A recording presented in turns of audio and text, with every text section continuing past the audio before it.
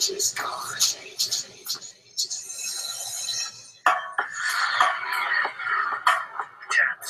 to end the deception, to turn off the TV and get new reception. It's deeper than your average conspiracy. It comes down to your ability to think and see clearly. As the rockets go up, then they come back down. They show CGI pictures, we pass them around.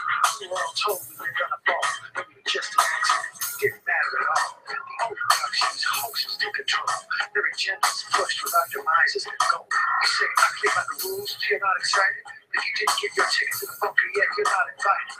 The elite shit just like the animal that arrives on the plate. The one that was killed, the one that you ate. So it's time to live think in a new way. That's why you need to turn on and tune in today. Turn on and tune in today.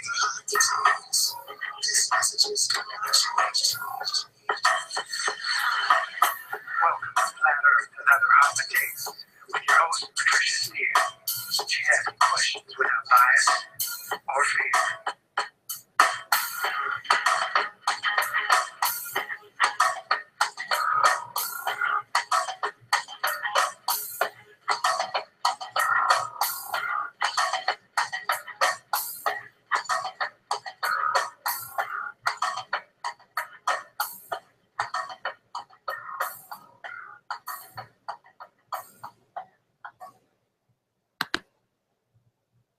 Hello and welcome to episode number 18 of Flat Earth and Other Hot Potatoes. I'm Patricia Steere and Mark Sargent is here for another edition of Flat Talk from the Flatlands, and that kind of means we're going to be talking about everything going on in Flat Earth since last we talked, and we're going to have Q&A, questions and answered, enabled, and if you've got a Google account, you can sign into that account and then you can follow the directions on the video and you can ask questions live. And if you're watching this at a later date, well, hopefully the questions that will be asked will be covering maybe what you're curious about. It can be flat earth related, it can be anything related. I mean, we may have to make something up if it's anything related, but that's another story. Hey Mark, how's it going? It's going well. How about you? It's going great for me. It looks like you have a companion there with you. I do. There has been a Bitsy sighting, and she has decided to join me. That's why I'm kind of positioned precariously, because I don't want to necessarily wake her up, but she'll probably wake up during this whole thing. I thought maybe you were attempting to be Dr. Evil. Nice kitty. You're mine, Mr. Powers. How old is Bitsy? Bitsy is 6 months old, and she's not even my cat. That's the sad thing. She started out as my sister's cat. She was born in a boat on my sister's farm 6 months ago. She was born to There's a boat on a farm? Well, it was in one of the dry storage areas. Oh, okay. And so a mother cat that came in from the forest decided to have kittens in this boat because it was elevated from predators that were on the ground. And this was the one that she'd given all the other kittens away, and she wanted my mom to have this cat. And so my mom got this cat, and then my sister went on a trip over in Europe. And so now the cat has fallen to me for the next month. So, yeah. Why only the next month? Oh, because my sister comes back in a month. Oh, yeah, because my mom's taking care of her farm. Oh, I see. So when my sister comes back, my mom then gets to come back to her house, and then she gets the cat, and yeah. I get it. I think you should just refuse and keep the cat. Oh, it's a good cat. I'll say this. Yeah. I like both cats and dogs, but you know, cats are quieter. Well, yeah, you don't have to walk them. That's the thing that I like about cats. I grew up with a St. Bernard dog, actually. Yeah. Hugo Helmut von Alpine III. So, is there a short version of that name? Hugo. Oh, okay. But there was a second, actually. But the second met an untimely death, actually, because my dad, I was really little, my dad told myself and my sister, my brother wasn't born at the time, that he was bringing home a dog. And, you know, the ins and outs of what kind of dog it was weren't discussed with us because we were little kids. But my dad went to some place and adopted this purebred St. Bernard. And, you know, that was the name that was already given. And took the dog in the middle of the workday, not directly home, but back to his radio station, which was a privately owned family radio station. Yeah. I tied the dog up outside. I mean, you couldn't have a St. Bernard in a radio station. That would be weird, even a puppy, because, well, think of all the different reasons why you might not want to. Tied the dog up outside where there was a swimming pool. I know it's weird, a swimming pool in the back of a radio station. Well, in Kalamazoo, Michigan, WKMI AM 1360, although my father doesn't own it anymore, my grandfather, Howard Steere, started it, and he was a bit eccentric. I kind of actually look like him, weirdly enough.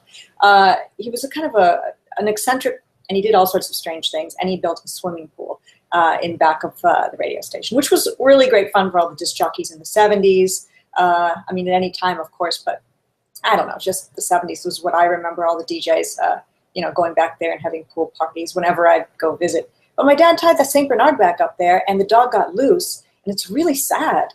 The dog drowned in the pool, and my dad had to go back to the breeder and buy another dog. So Hugo Helmut von Alpine III was the dog that we ended up with. And that's nice. A depressing way to start our show. Ooh. Yeah, it's sad. Nice is going. sad. Well, Hugo, our dog, lived a very long time. And and he also drowned. Sorry. It just sounds awful, me telling you this. He also drowned later. He did.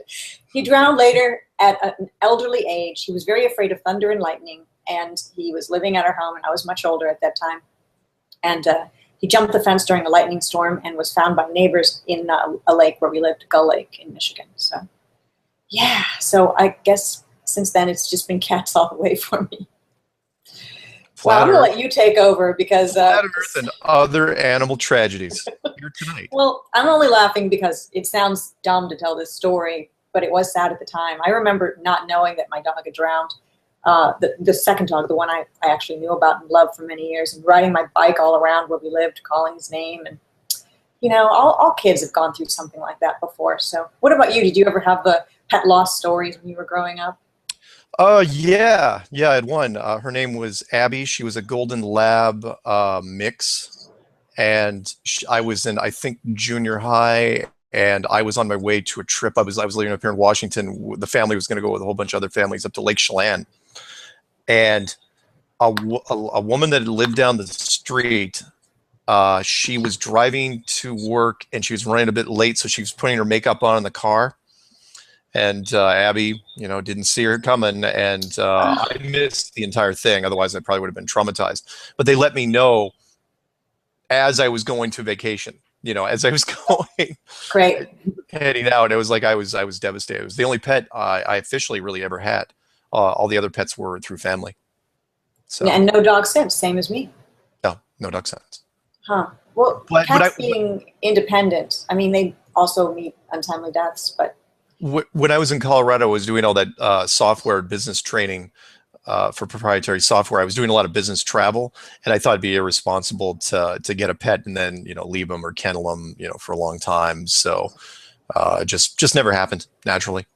Yeah, I mean, I like dogs too, but I guess I'm a cat person. I have 3 kittens actually.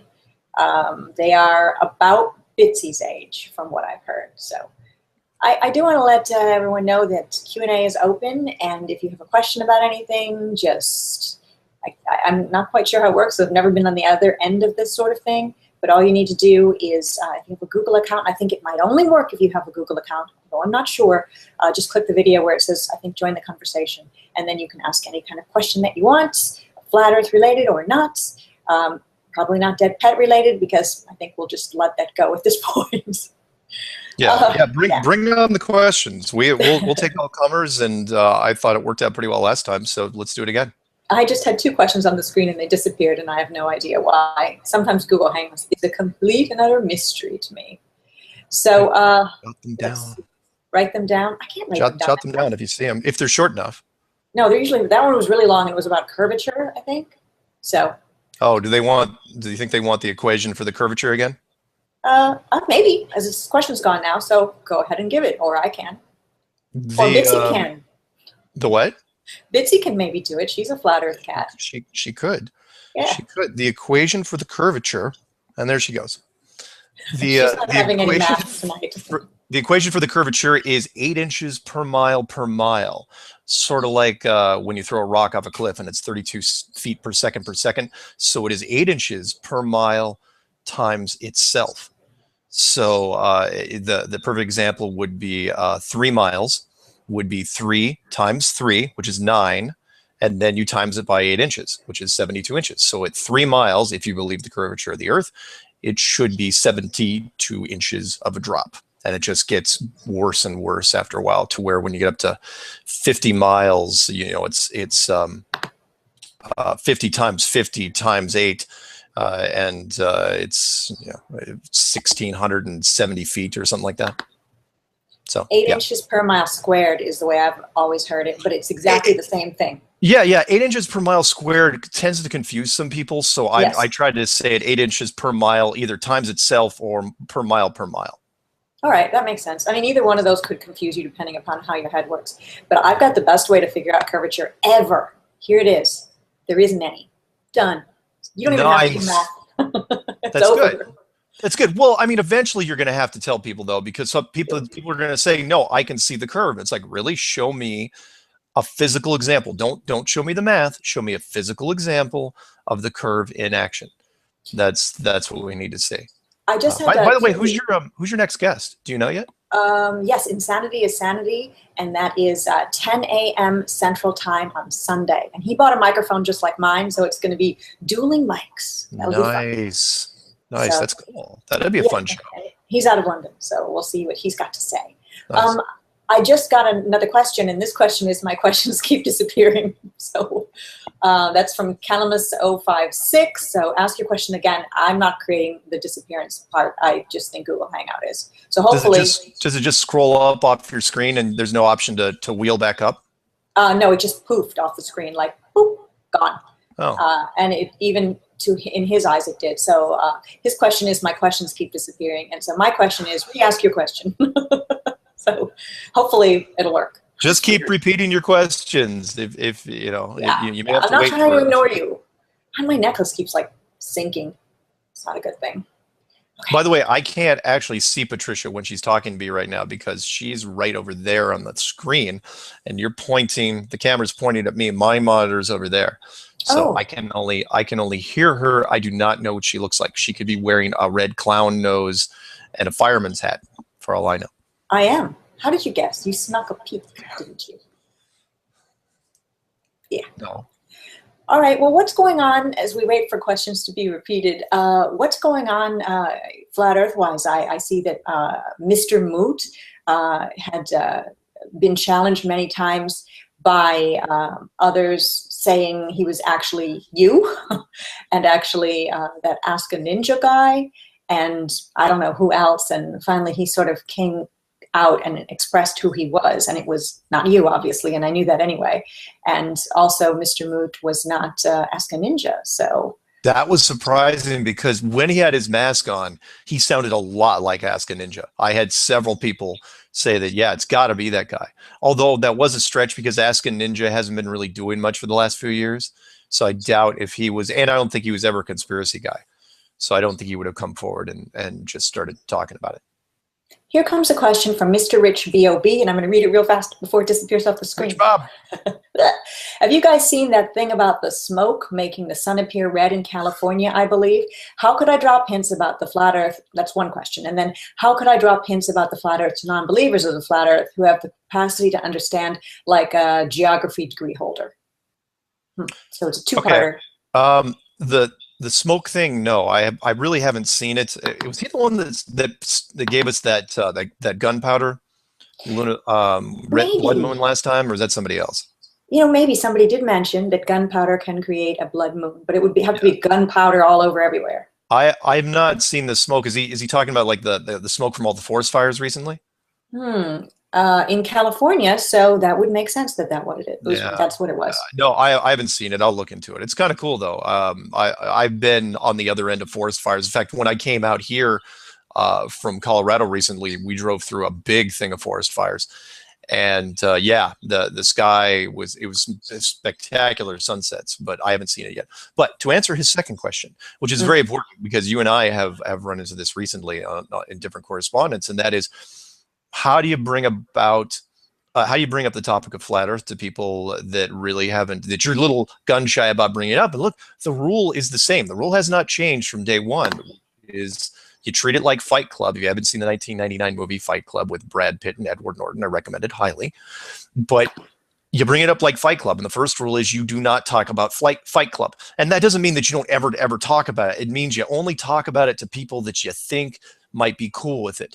But with Flat Earth, you have to take it up a notch, which is you don't talk about it with people and bring up the word Flat Earth. You don't ever say Flat Earth until you know they are absolutely on board with it. Because the very term, as you can see in the forums and all the videos that are being posted out there, which we'll probably talk about later, it really promotes a lot of anger, animosity, bracing against it, the flat out denial. So, bring up any other term you can think of: enclosed world, enclosed earth, Truman Show, dome, anything. Use movie references. Use Under the Dome television series. Use the Simpsons movie, The Dome. Use Dark City. You take your pick. There's a whole bunch out there. Just throw it at them, kind of like a science fiction. There's several ways you can do this. You can either talk about with them like a science fiction work. It's like, do you think it's possible if? And then you just plug in something that the Stephen King series that Under the Dome could ever be real if it was on a larger scale, or Dark City could be real.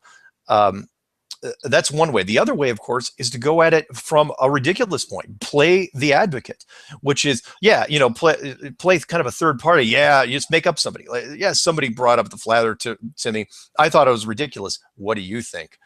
And see where they go with it. You can kind of feel it out.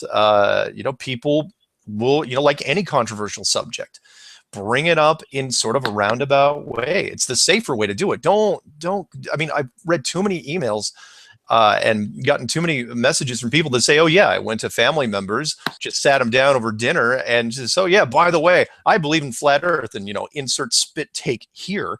They just spit out food and whatever they're drinking, and it's like, what's wrong with you? And then they're committed, and then nobody likes a mental institution.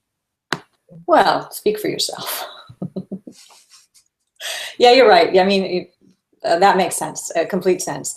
I've actually led with Flat Earth before, and you're right. People do. It's like, like going back to cats. They get their hackles up. Their back kind of, they almost step back from you and hiss, and you almost lose them there. Where I think maybe working it in could work a lot better. Yeah. All right, let's see. Oh, and Rich Bob is the one who asked that question last time. He reminded me it was him about the smoke. Rich, you're spending too much time in the smoke, man. Give it up. Move on to something else. Smoke. Oh, and yeah. Don't do it. Pick something else. All right, we've got Tom Jones asking where the heck is chats. It's getting a bit old with the Q&A, and this has got Q&A. Q&A never gets old. I've been in different chats, and chat is just that. It's just chat. If you got questions, bring them up in Q&A. But there's a reason why they separate the two. Yeah, and I've just decided on this particular show with Mark, we both decided that we'd like to do Q&A so we can involve you in the conversation directly, as opposed to my other shows where I have chat, where I'm actually interviewing a guest. I'm not actually interviewing Mark. He's not interviewing me. At this point, we're just sort of hanging out many miles apart. We have another question. We're not in the same house. Oh yeah, somebody said that. They said you guys are in different bedrooms in the same house. Like, No. yeah. No, right. Okay. No. We're actually brother and sister. That's right. And we're twins. And we're twins. Really? I can't do red hair. Well, I can't. Yeah. I supposedly wear a wig, so maybe I can't either. No, I know. I do not think you wear a wig, and no, we are not related. All right, we've got another question here. Sorry, Tom Jones, but all the other shows have chat enabled except the ones with Mark. So it's worth it because it's fun to hear from different people. Universal Freedom Network asks, it might be interesting to ask some remote viewers if they can view and describe the flat earth and the dome from an outside perspective. And Universal Freedom Network's name is Chimmy. And I know that there have been remote viewers looking at the flat earth. I know you know about it too, right? Yeah. As a matter of fact, remote viewing, from what I understand, because I was interviewed by Kelly from The Naked Truth, and she's a remote viewer. Look up that interview if you get a chance. And she didn't really say it on air that much, but what she's getting at is that remote viewers are kind of in the same boat as like pilots, and that is because they're not looking for it. They don't see it. So that only now, when they're starting, in fact, anyone that knows somebody who is a remote viewer, get them to get on this, because from what she told me it was almost identical to the flight instructor interview that I did recently, where he said, yeah, I'm up there doing my thing, flying around, much like a remote viewer, and I never thought about it. It never came through my mind. And with a remote viewer, they probably wouldn't understand what they're looking at anyway, because they're dealing with a lot of weird stuff.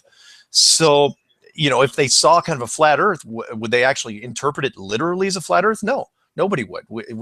Nobody ever takes flat Earth as the first choice of how they realize something, which is why it's such a great conditioning. Yeah, that makes sense. That's why pilots don't just, flying their plane one day think the Earth is flat, even if their equipment is really telling them so. It's just not one of those things that comes to your mind. I mean, there's so many things I've seen as a non-pilot regular person that would point to a flat Earth, and I just breezed right by them. I mean, we all did, really. Yeah. We have another question. I got my friend thinking, after explaining to him Brian Mullen's story. Brian is a guest I had several shows back, of seeing the other side of a beach in Florida, although it should be 42 feet below. And I wrote him a short note asking how this could actually happen on a round world. So that's an actually good way to bring it up. You could send them a video or that kind of thing. Have you had good luck or bad luck, or, I mean, I guess your family knows what you're doing, I would imagine. What about, people, friends? I mean, just trying to explain it to them. I mean, are you tell them about the enclosed world, or because they know what you do, you just go straight to flat Earth? Well, I do. I don't say flat Earth as much as I say enclosed world, because that's the name of the website. And I picked that website name specifically because of the resistance I knew I was going to get. People, seriously, you say flat Earth and people look at you like you got a big bug on your face, because they just don't know how to deal with it. Enclosed world is much more palatable. But to answer the first question, yeah, everybody, my friends and family understood it because they know who I am. I mean, I've been kind of eccentric since I was younger. I mean, I had a comic book shop and a fireworks company at the same time in college. That's pretty weird to open up. I mean, I was what, 19? And that's, I did a lot of really kooky stuff when I was younger. So and then, I won the video game tournaments, and I played games for a living. And so everything I did was kind of off the beaten track anyway.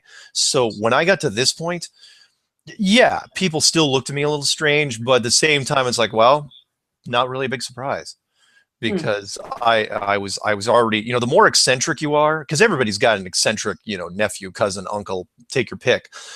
That's the person who should probably be approached in this first. Because they're the open-minded ones, and there's the ones that can, get their head around what we're talking about here, which is a complete change in how we view the world. Yeah, exactly. In my family, I'm the eccentric one. So what I do is I talk to myself about flat Earth. Nobody else is having any of it at this point. No. Well, my sister still will not, and that goes, there are some family members, my sister will not accept it until, she will not see it, accept it until one of the mainstream outlets literally runs it as their lead story. Which will never. And even then, she'll probably hate me for it.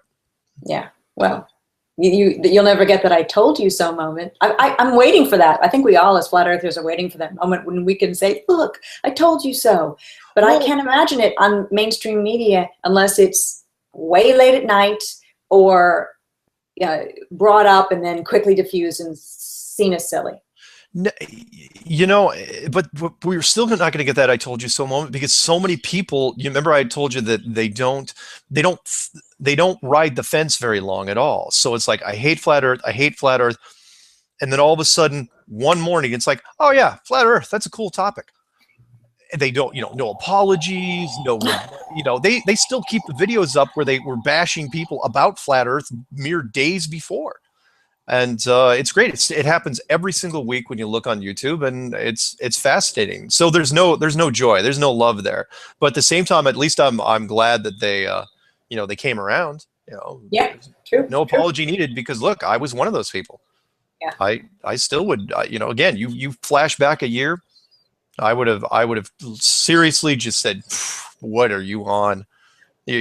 Stop mixing the meds." Now, this is Flat Earth and Other Hot Potatoes, episode number 18, and Mark Sargent is here with me, and we're just kind of having a casual chat and invite you to join in. Q&A is enabled, so just go to the video and click on it. If you've got a Google account, I think it only works then, but let me know if that's true or not. And then you can ask any questions that you want. And I think the questions are finally working. They're coming in now, and they're not disappearing. I'll read one quickly just in case. It says, do you think it would be a good idea to write someone like Benjamin Netanyahu, someone who is in power and is very religiously inclined toward Flat Earth, to see if they have evidence toward Flat Earth on a government scale?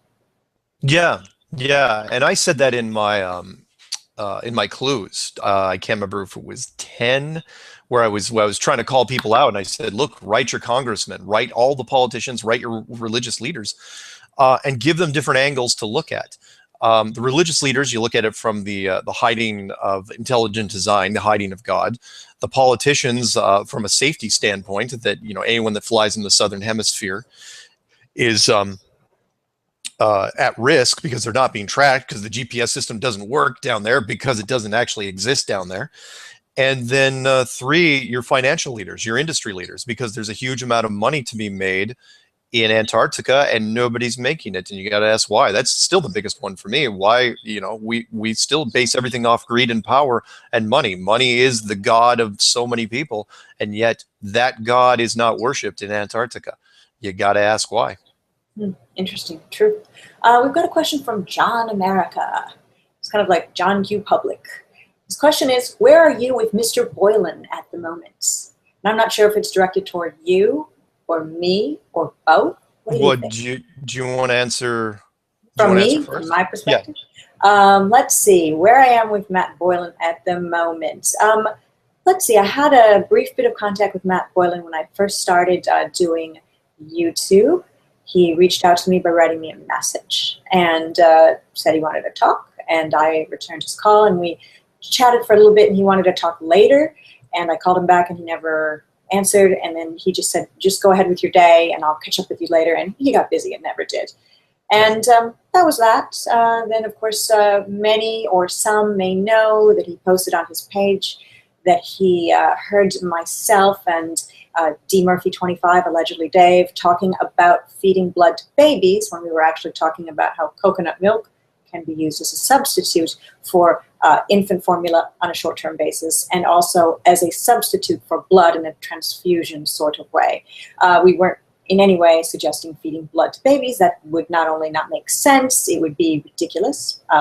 But I don't even know if Matt heard that story, so I don't want to completely blame him. He may have been told that story by somebody else and got very upset and then posted on his page. But by posting that on his page, a lot of people got the wrong idea about me and allegedly Dave, and it created some drama. And, well, anyway, since then, Matt's not talked to me. And, maybe, who knows, maybe things will change. I'm open to them changing. I have nothing against him. And I will just take it to be that perhaps he misheard what somebody else said, or somebody else misrepresented the story to him. So that's where I am with Matt. And now to you, Mark.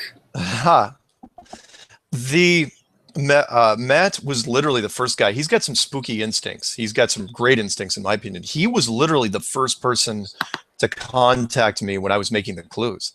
I think I told you this at one point, where I had made clue number 2. And from what I understand, he was texting me right after that. And he was texting me from clue 2 through clue 8, which didn't take that long. That was only a week. And then at clue 8, he called me and says, why aren't you answering my texts? And I said, because I don't have a cell phone. So he was basically texting the landline, and it was going nowhere. And so he couldn't really get bent out of shape about that. And so now I have a cell phone. But what had happened was he and I talked for quite a while, and about a bunch of different things. And he wanted me to get involved in some of the projects, and he was thinking of moving to Denver and doing some stuff. And some of it sounded okay, but you know, he had his own agenda, and I had mine, and we didn't exactly see eye to eye on everything, and so we kind of drifted apart, and then that was really it. We had a few other emails besides that, and nothing really transpired after that. You know, I heard him talk about me in different videos, but we haven't physically talked in a while. I think the last person to actually talk to him was Jaron from Jaronism, if I'm not mistaken. He actually went to a barbecue out in California where Matt was, and it went fine. But yeah, that was the last I had heard from Matt. But I know he still makes videos every once in a while, and I'm still going to give him credit, even though I'm never going to take away from him, because he was the part of the reason I'm doing what I'm doing now, because he was told, if anyone doesn't know what I'm talking about here, first timers, the Matt Boland story is he was told when he was 25, he's 37 going on 38 now, when he was 25, fresh out of college, that, from NASA, that the world was flat. And they just dropped that on him, and he didn't know what to do with it, and it rattled around in his head. Don't know what that does to your psyche, but it can't be good. And he was trying to tell people, look, he's an entertainer, and somewhat of an actor in both Canada and the United States. And he was, doing stand-up comedy, and he was trying to tell people, and nobody was listening. He was alone out there, and now it's finally coming out, and I'm so glad, he'll finally get the recognition he deserves. I just wish, he would be more, lay it out in a more structured manner. I mean, I know he's a super creative guy. It's just a little different. It's part of the reason I was doing what I'm doing, because I tried to give it structure, the Flat Earth movement, some structure, which I didn't think it had. And I'm really big on structure. So. You were saying that Matt had really good instincts. The very first person that reached out to me in the Flat Earth world was Matt Boland.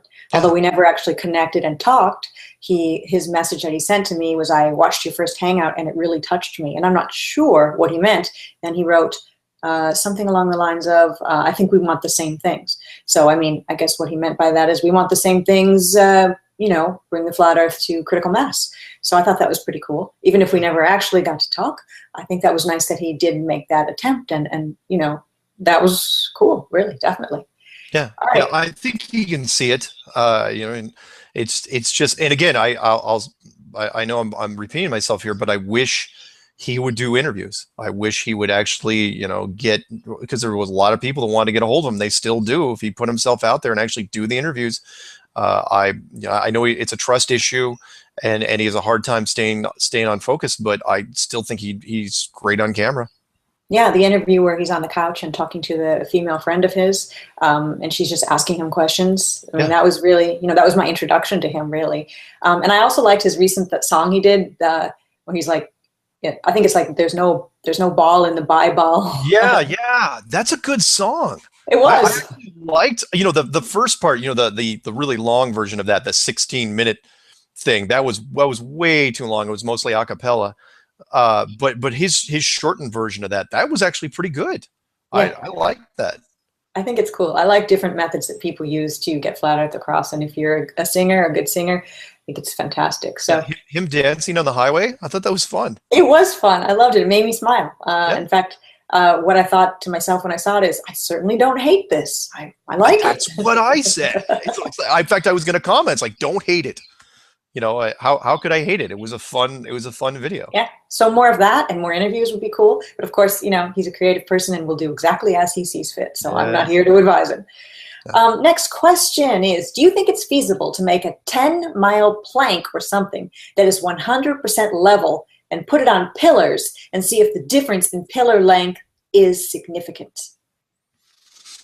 Mark. It's possible, but if you're going to look at that, honestly, there's already been shows dedicated to that. Most notably yours, with the structural engineer who came on, or the one where I did the surveyor that mapped out when he's shooting land. You don't need a physical structure to do it.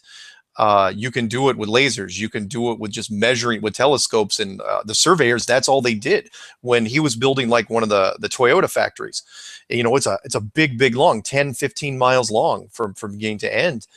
And, you know, he never shot a curve or railroad tracks. Look at the wonderful stories that are coming out now.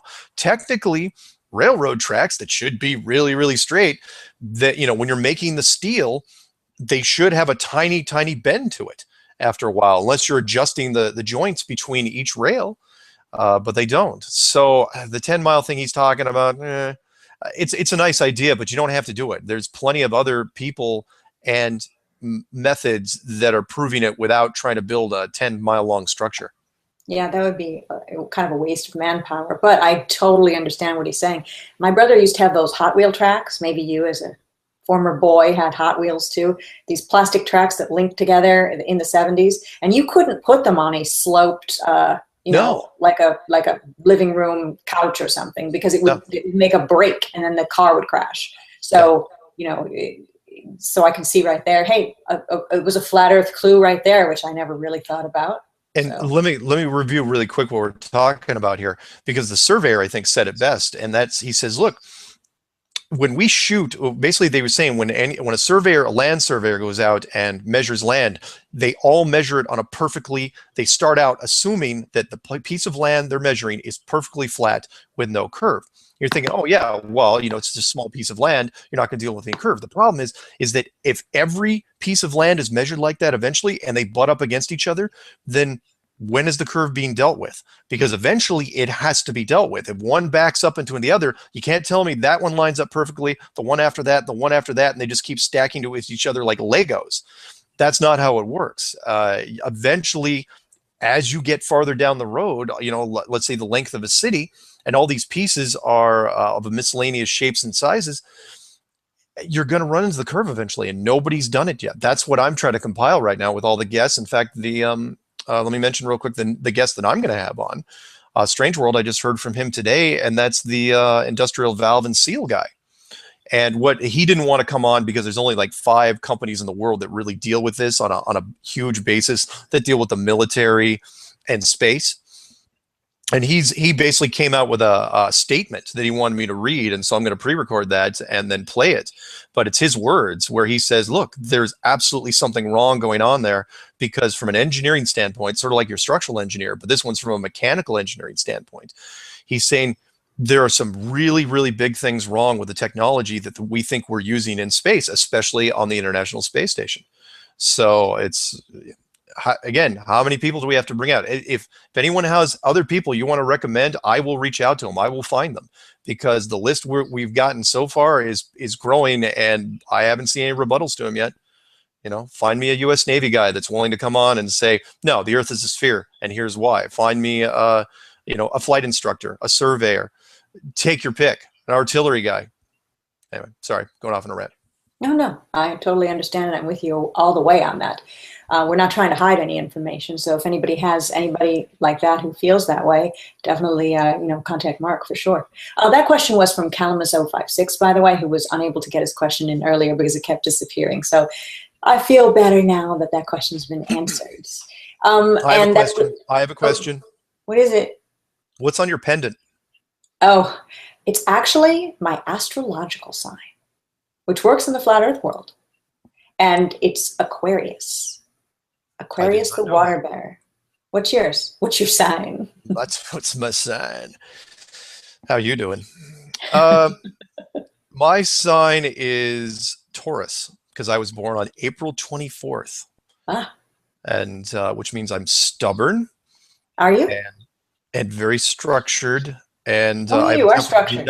Do not bite that camera, I swear. Bitsy's trying to direct. And so they were talking to me. I'm like, I'm not biting anything. No, Bitsy's sitting in the director's chair where the camera's set up.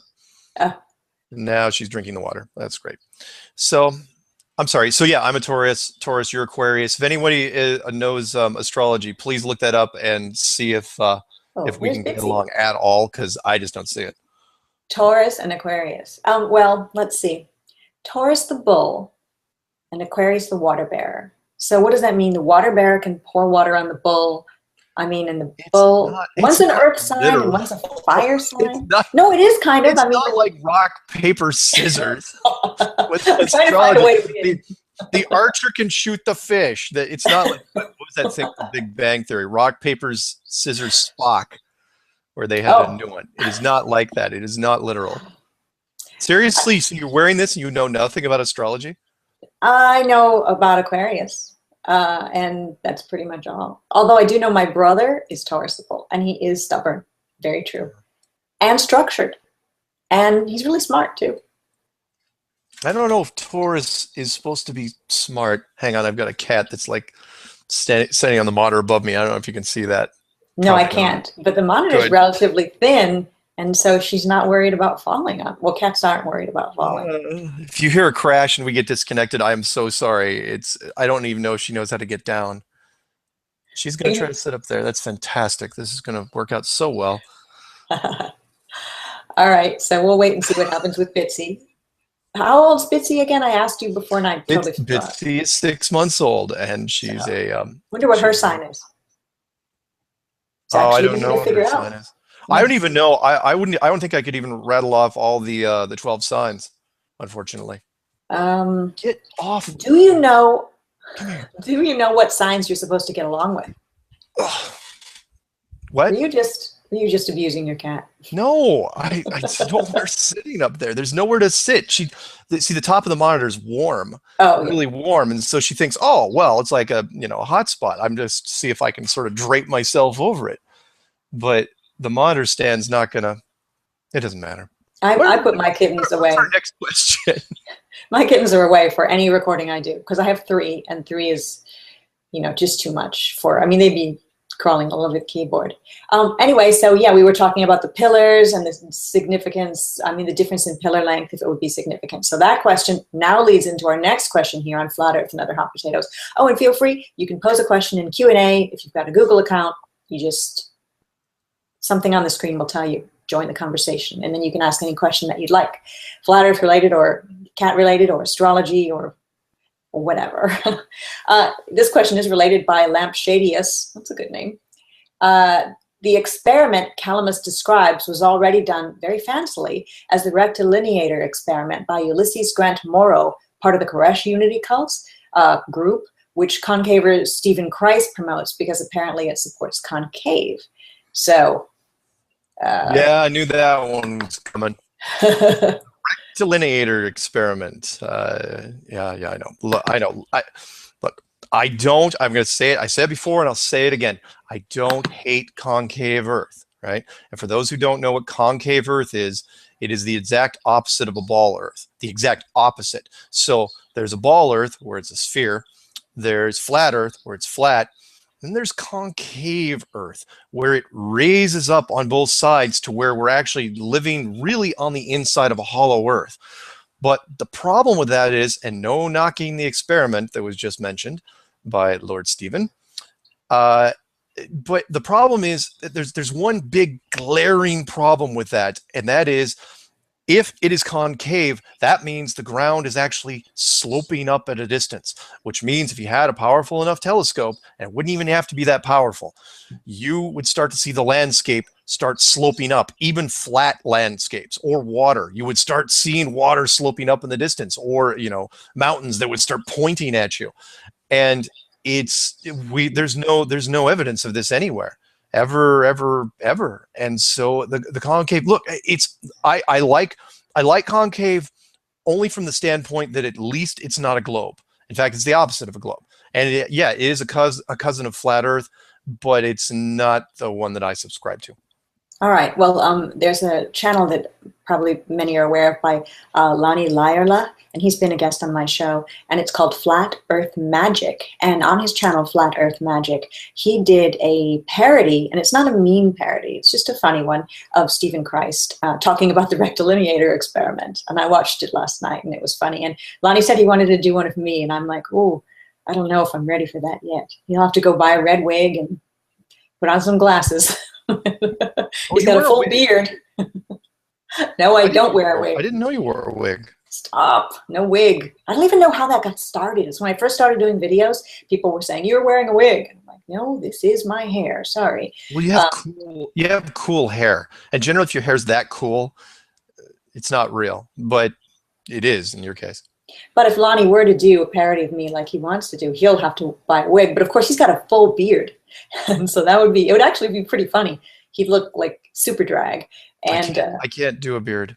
I can't. No. I've never even grown a mustache. I've never even, in fact, gone maybe 4 or 5 days without shaving. And that's only because I was camping. I just can't do it. So you mean you can't, because it's not part of how you're made up, or you won't grow the hair? No, I won't. I'm sorry. I won't do it. It's not like I'm Native American and I can't. It's just something I won't do. What are you? What's your background? We know you're not Native American. A lot of German, some English, some French. But my original family was the Stock family, and that was STAAK from Germany, and they moved over here. In fact, I've got somewhere on the shelf over there I've got the original boarding pass when he took the ship over here shortly after the Civil War, and then when he renounced, I think they still make you do it now, but when you switch citizenships, they make you renounce your former king or prince or president or whatever. So he had to renounce the king of Prussia, Pruss, because that would before. So he had left Germany before he was even Germany. Mm. Yeah. So your last name could be Stock instead of Sargent, really. Could have been Stock. Eventually, yeah, it could have been. No, do not jump up there. I swear. What's your background? Let's see. My mom's side is Ukrainian. That's the Jewish side of my family. And maybe some German. Don't really know. My mom didn't know her dad. So some mystery going on there. And she converted to Christianity before I was born, and all 3 kids were baptized. My dad's side is sort of the side I resemble, which is English and Scottish and some Irish thrown in. So speaking of renouncing, I've had some comments on my videos from a particular person who just won't let it go and keeps saying to me, out of the blue, unrelated to every single video that I've done, that I need to renounce my right of return to Israel. And I'm like, but I'm not Jewish. Why would I renounce? I don't have a right to return. I'm not going to exercise a right to return. I don't speak on Judaism. I never practiced Judaism. And this person just continues to berate me with that. So sort of like the King of Prussia thing. I need to renounce something that I don't even really want to have. So, yeah, well, whatever. Let's see. Oh, another question here. Did the balloon thing happen where they were going to take pics from up there? And that must be Mr. Thrive and Survive. And I know the story. You know the story. I don't know all the story. In fact, I had to watch Jaren's because unfortunately I've been doing enough stuff of my own. I haven't been able to watch every minute of everybody's thing. But I caught enough of Jaren's thing to know that it didn't happen. The balloons didn't go up, right? Well, Mr. Thrive and Survive did send a balloon up, but there wasn't enough. I'm probably saying this all wrong. There wasn't enough helium in there. Helium. Yeah. And it didn't go as high as he wanted it to go, but he got some good pictures, and he's going to redo it again. Cool. So that's what I've got there. I know Jaren didn't end up doing it because he wanted to launch, but found that it was really cost prohibitive. And some people who wanted to launch too just didn't have the money or didn't want to spend the money to go do it.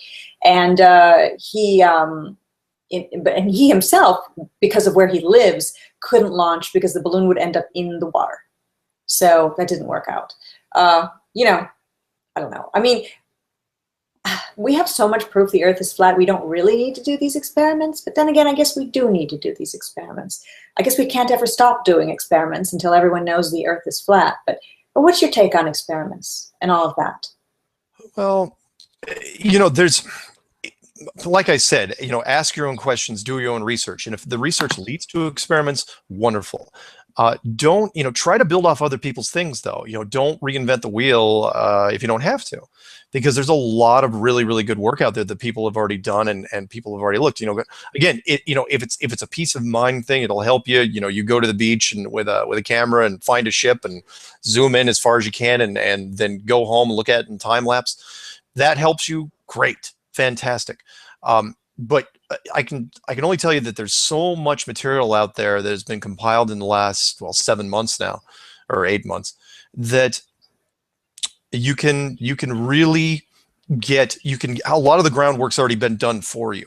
So building off of other people, which is why, I'm taking the next logical step, and I'm trying to get people that have already done the groundwork in their careers, like the Navy people, like the surveyor, like the valve guy, like the flight instructor, who listen to each other and say, yes, he's right because of this, and other people find out little nuances.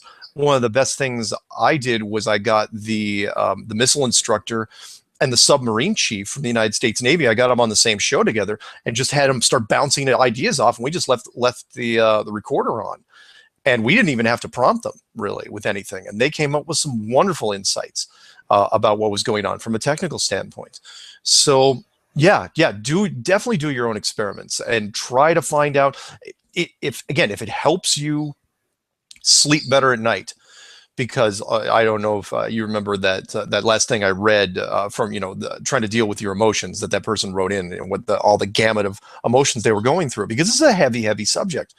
If doing experiments helps you get through that, then by all means do it. It will also help you, though, to look at other people's work. Yeah. Looking at other people's work is what helped me, but I first had to determine whose work was valid and what wasn't. That was when I was first new to this whole thing. So, you have to actually know who you're watching, because some people may have more valid experiments than others. But there's all the other kind of experiments people are doing, with magnets and water and salt water, and those kind of things aren't proving curvature. That's already, you're like, okay, the Earth's flat, but how does the sun work? How does the moon work? How does, those experiments, they're all valid, but those ones I think are particularly interesting.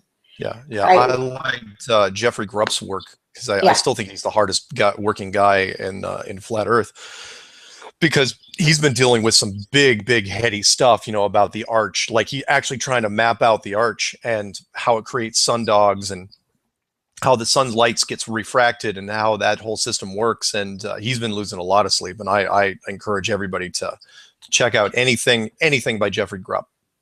I want to have him on soon, so definitely going to be doing that. Smart guy, big brain, big head, bigger than mine, and I have a size 8 head. I need my head measured. I have a big head too. That sounds like I'm saying I'm egotistical. That's mostly ego, though. Yeah. See.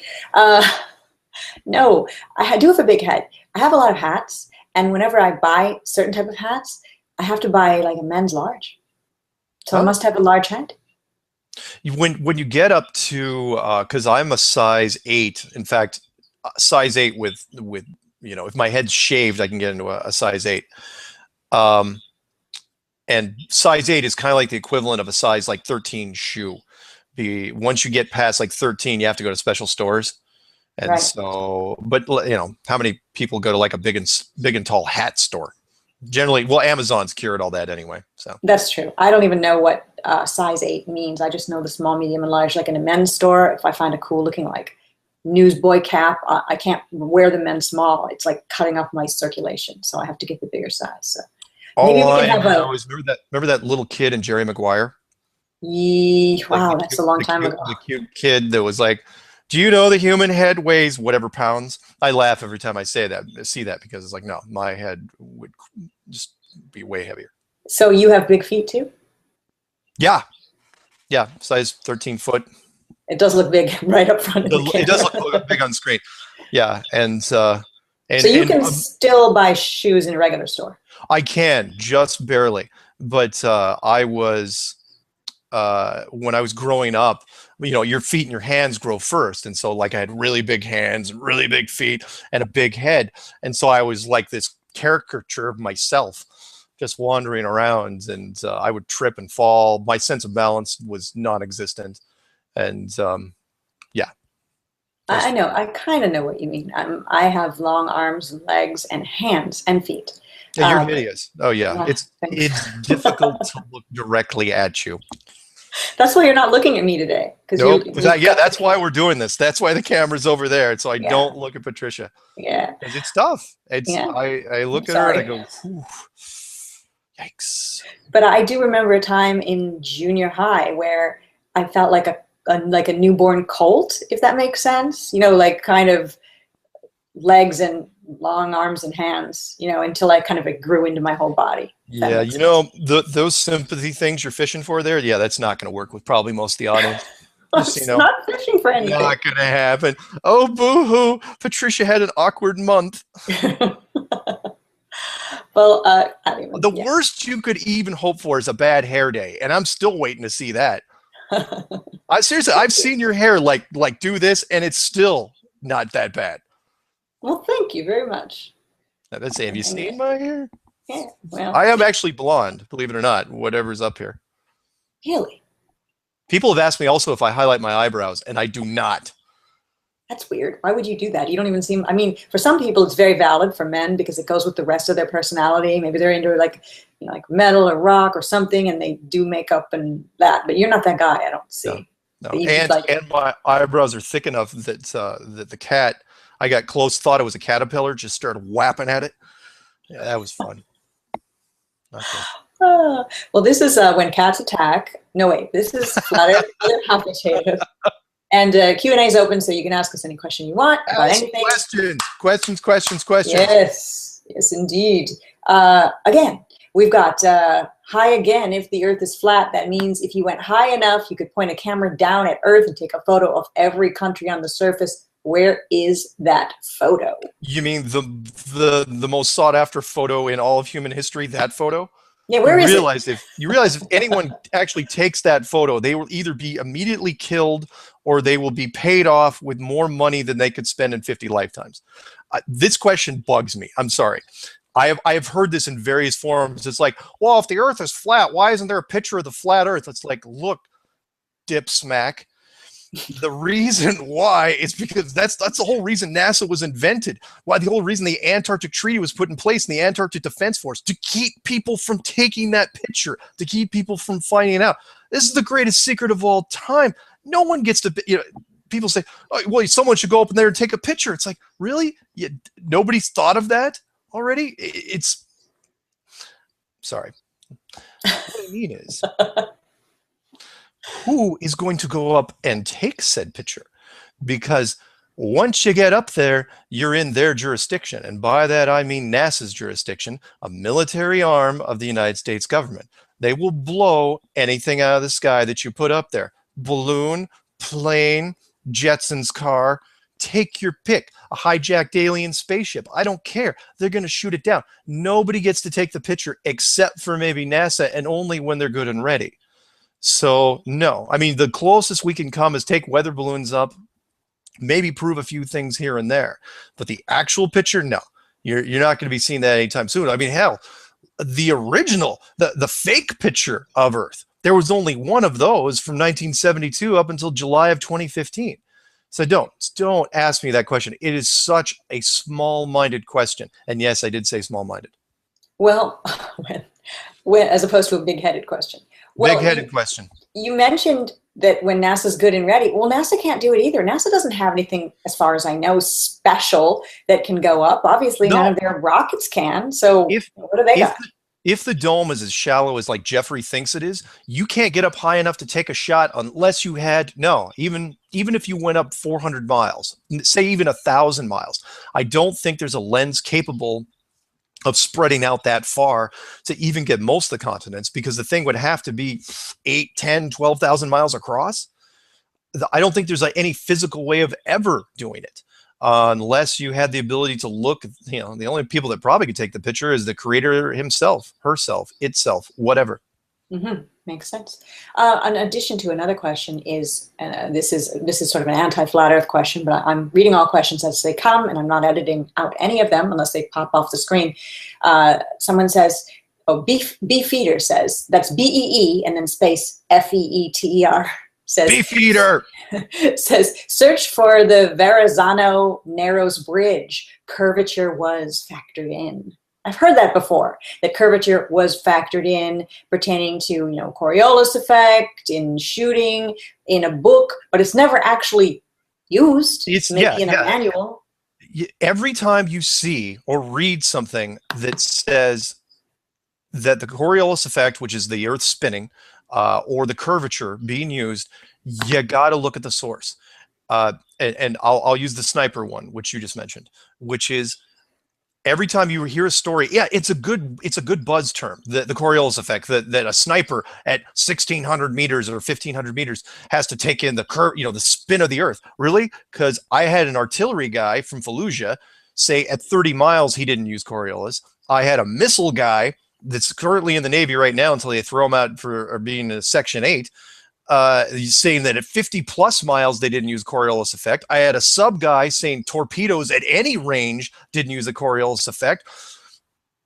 Find me a real world example where the Coriolis effect is actually being used in a practical sense, because everything that I have seen and read and heard from people, and I'm dragging in as many professionals as I can, all say the same thing, which is, yeah, we've all heard about the Earth spinning and the curvature of the Earth, but nobody uses it in their 9-to-5 jobs. It's never factored into anything. Yeah, fine. You could the equation, yeah, that's out there, 8 inches per mile squared or inches per mile. But that 8 inches per mile squared is not put into any machinery anywhere, any computer, any calculation where you're actually doing real, actual work. And so why do we even have that measurement that is slightly sometimes talked about, like in the bridge thing or in a, like a sharpshooter? Because it sounds good. It's a good story. It's a great thing to put in. And if you wanted to, technically, if you wanted to try to put that into an engineering schematic, you could. It's not going to do anything except maybe add some stress to the structure. In fact, you should ask that question to your structural engineer guy.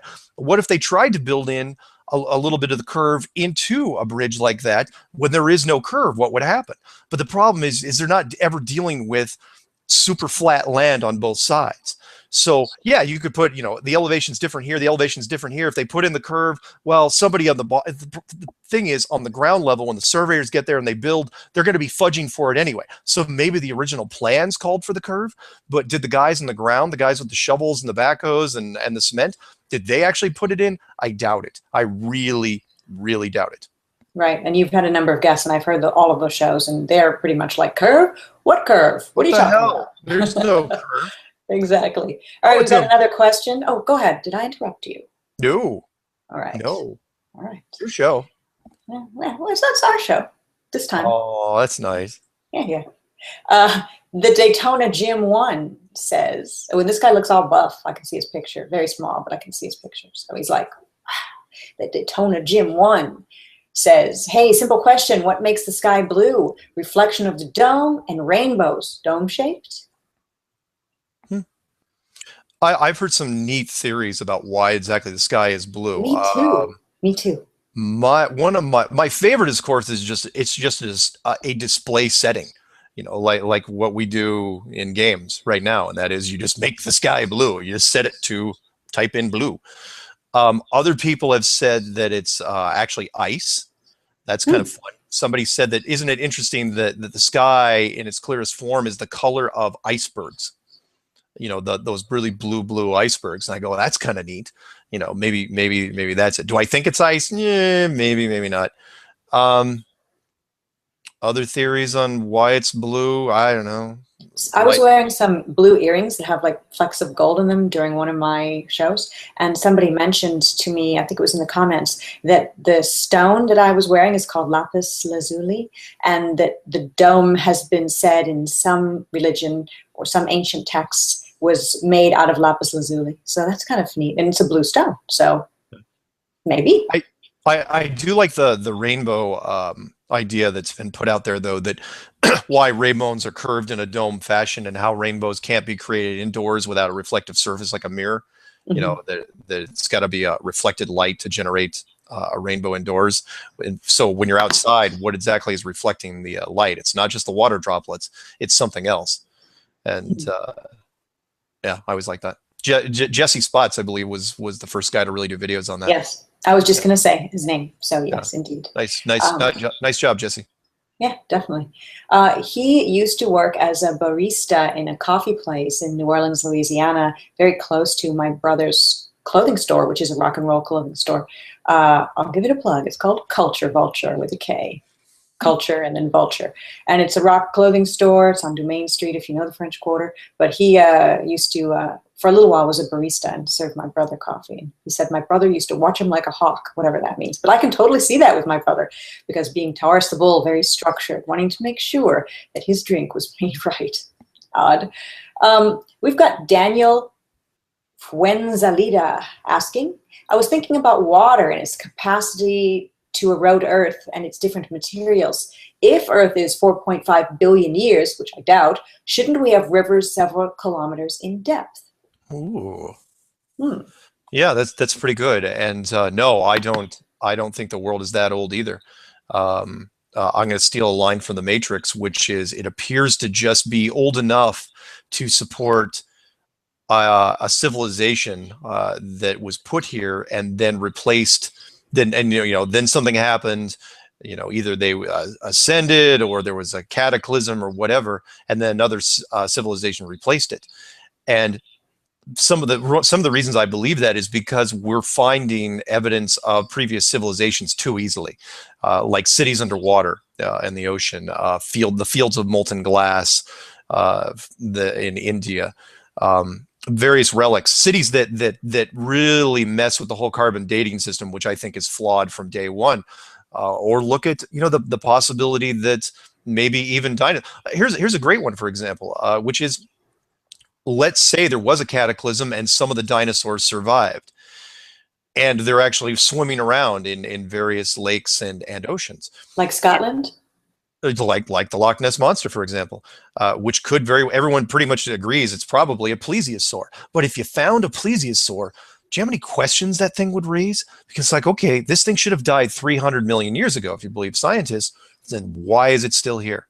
Why is that sort of reptile-looking thing up in Lake Michigan, or where Lake Superior is up there? Why did the Japanese in the 1980s, when they found what appeared to be a plesiosaur carcass, and then it was a fishing trawler, and then threw it back in the ocean because it was too smelly, but they took a couple pictures before they did? Wow, that's not thinking ahead.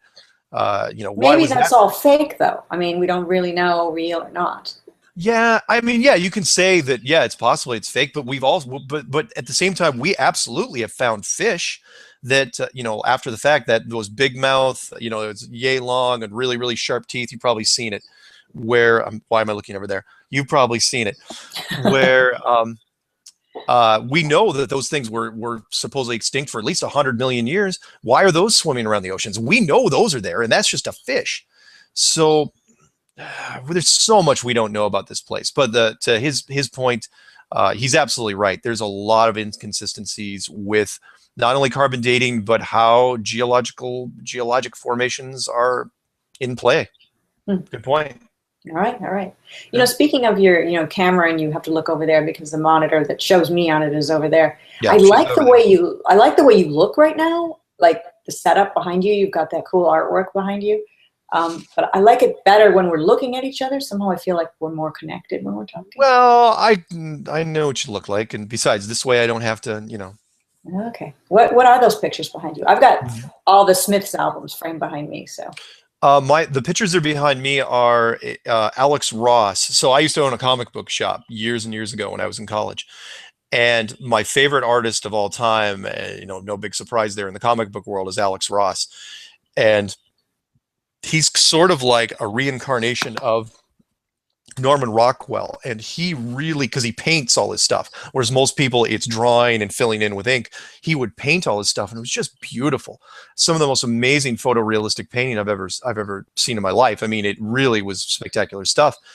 And he did so much stuff that he actually did a retrospective book when he was in his 30s. That's amazing. For those who don't know what a retrospective book is, they're like, oh, by the way, here's my life's work, and I'm like 35. It was to where the story I like to tell is when he went to like the comic book awards, when they voted like best painter every year, they got to him and they finally just abolished the award and says, look, as long as you're alive, the award is yours. Sort of like if Meryl Streep or, it's like, by the way, you're going to win the Oscar every year. We're not even going to give out an Oscar for best actress because you're winning so much. That's the equivalent of what that would be. I've never seen it in any other genre except for the comic book world. So yeah, I'm a big fan, and I've got picture there, And what you can't see off camera is a lot of the books that he's done. I followed his work for a long time, and he makes superheroes larger than life.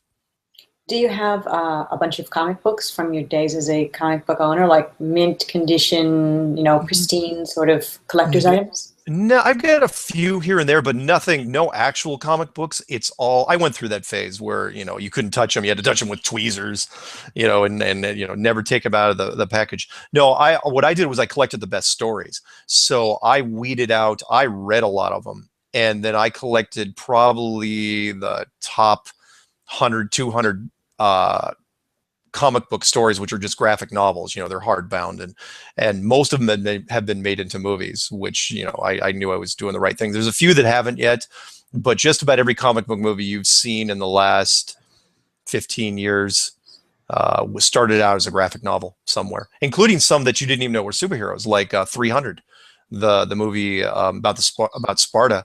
That started out as a Frank Miller graphic novel, which was when Frank Miller was, you know, an amazing writer. He was, not only did he do some great artwork, but he also wrote some great scripts, and really liked his stuff.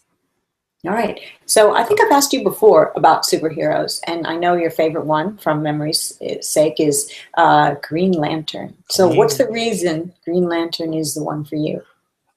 Green Lantern is one of those superheroes where you can't, he's the big heavy hitter in the Justice League, and he was really downplayed. And I think Alex Ross knew this, in that his whole power, you know, they tried to diminish it somewhat in the movie that they did with Ryan Reynolds, but the truth was his ring had almost unlimited amounts of power.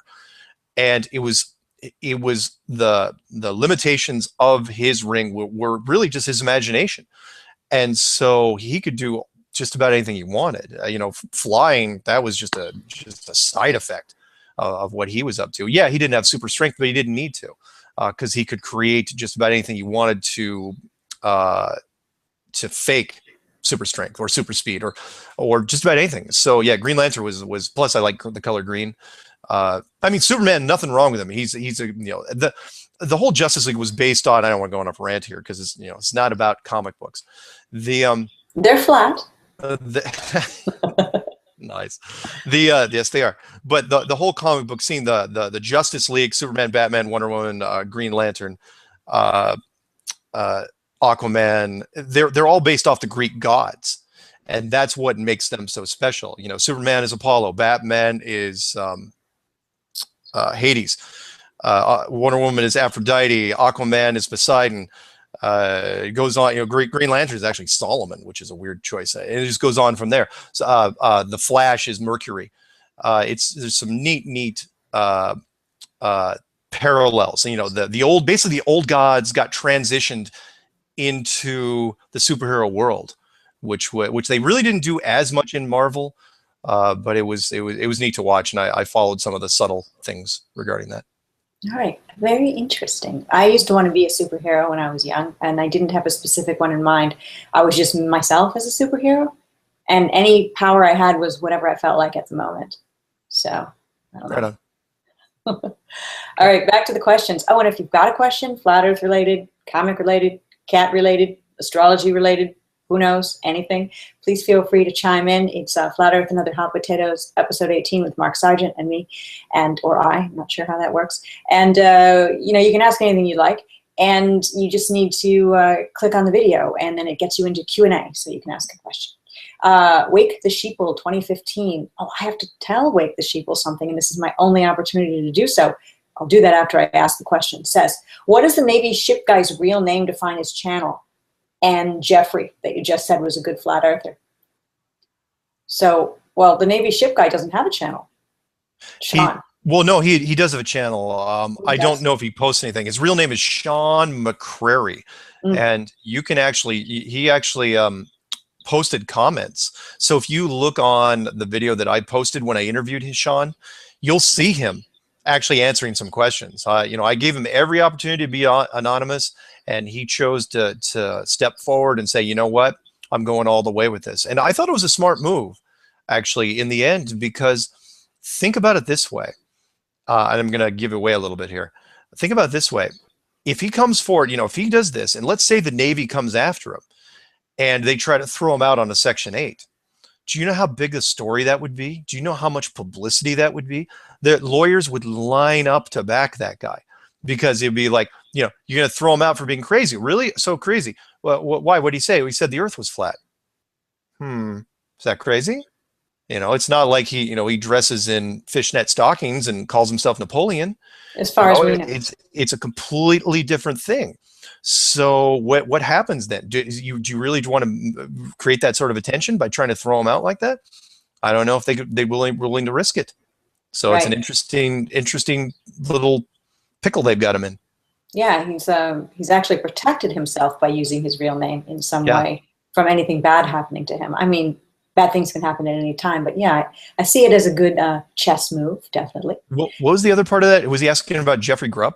Yes, Jeffrey Grub. I think it's zeteticism.com. Is that his? Yeah, I think it's zeteticism.com. You can also look on my favorites. I've got a short playlist in my called the Flat Earth short list, and Jeffrey's videos are in there. It's called what'd you call it? Zeteticism. Yeah. That thing I just said. That. So, but anyway, look at my playlist. You'll find it. There's only like 23 things on my playlist, and Jeffrey's got 1 or 2 in there.